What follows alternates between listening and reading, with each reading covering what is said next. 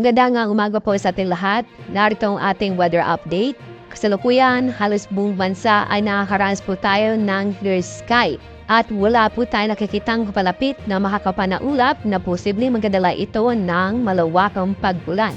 Wala po tayong binabantayan o namomonitor na LPA o bagyo sa loob ng ating Philippine Area of Responsibility.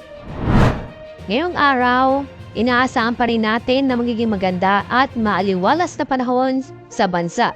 Inaasahan pa rin natin ang malinsangan na panahon, lalo po sa bandang alas 10 ng umaga hanggang alas 5 ng hapon. Kahit na makakaranas po tayo ng maganda at maaliwalas na panahon, may chance pa rin po ng mga sandaling pag-ulan sa bansa, lalo na po sa bandang Visayas at sa Mindanao. Dahil sa mainit na panahon, mataas pa rin ang temperatura matatala sa Metro Manila na aabot ng 35 degrees Celsius. Sa Tuguegarao, aabot po ng 38 degrees Celsius. Dako tayo sa ibang bahagi ng ating bansa.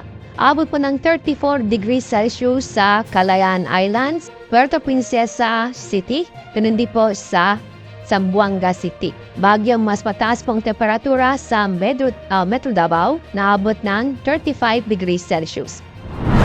Sa ating 3-day weather flow, inaasahan pa rin natin ang epekto ng ridge of high pressure area at easterly sa bansa. Kaya sa sunod ng 3 araw, magiging maganda at maliwas panahon sa bansa. Sa Metro Manila, mataas pa rin po ang matatalang temperatura na abot ng 35 degrees Celsius. Sa Baguio, 26 hanggang 27 degrees Celsius. Sa Legazpi City, 32 degrees Celsius.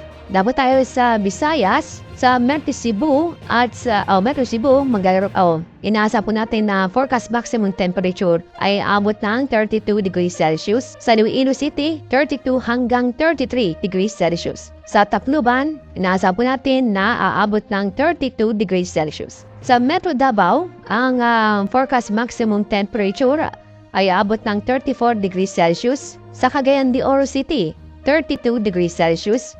At sa Zamboanga City, 33 hanggang 34 degrees Celsius.